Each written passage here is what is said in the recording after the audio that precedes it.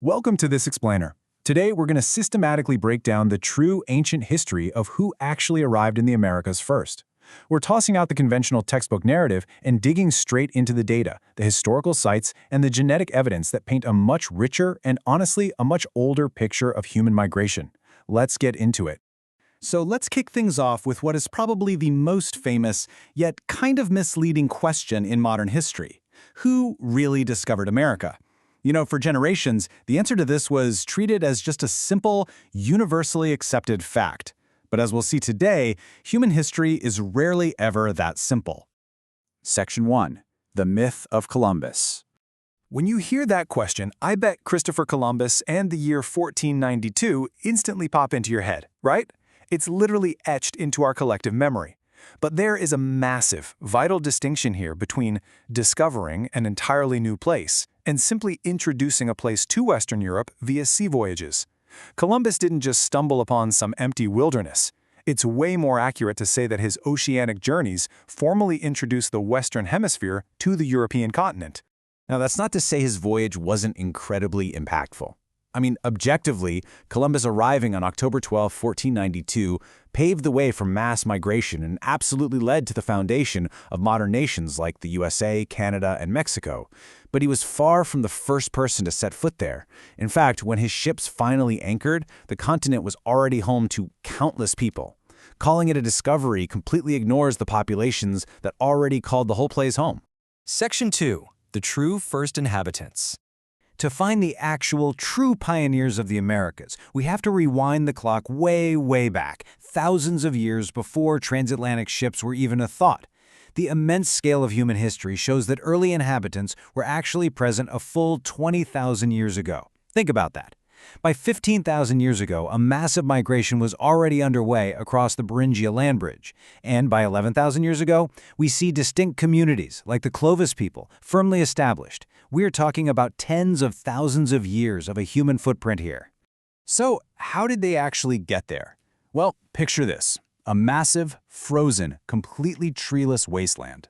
Because sea levels were drastically lower 15,000 years ago, there was a physical land connection stretching between Siberia and Alaska's Seward Peninsula. This was the Beringia Crossing. It was a completely barren, icy landscape.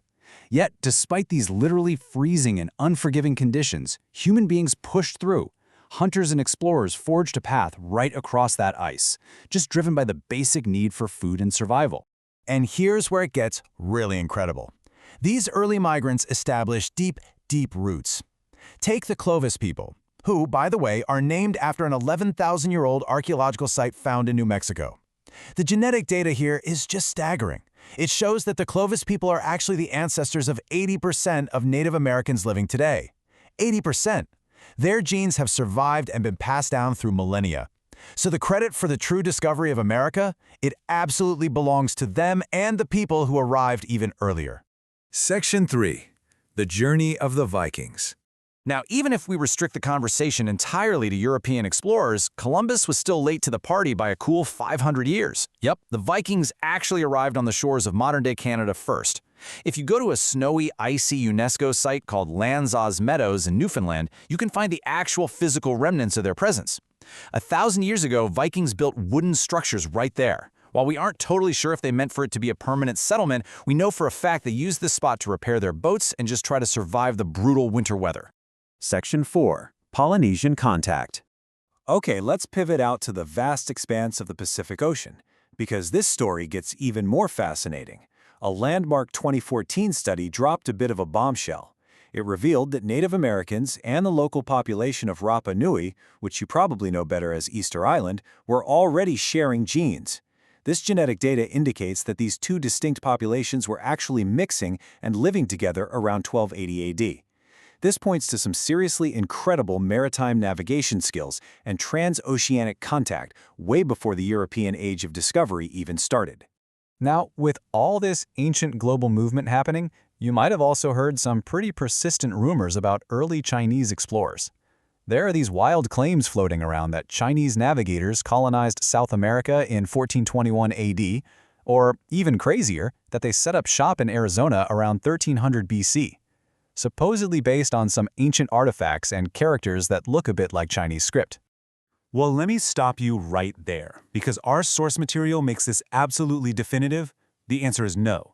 These claims regarding early Chinese discovery or colonization of the Americas have been entirely and completely rejected by historical and archaeological experts.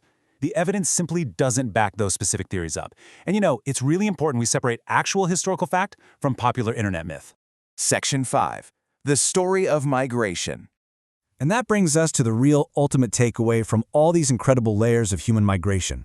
We've traced paths from the Siberian ice, over the shores of Newfoundland, and way out to the islands of the Pacific. And the truth is, perfectly summed up right here. North and South America were never empty lands waiting in the dark for Europeans to show up. They were already thriving, vibrant centers of diverse civilizations. For thousands and thousands of years, people have been drawn to these continents looking for a better life, progress, and prosperity.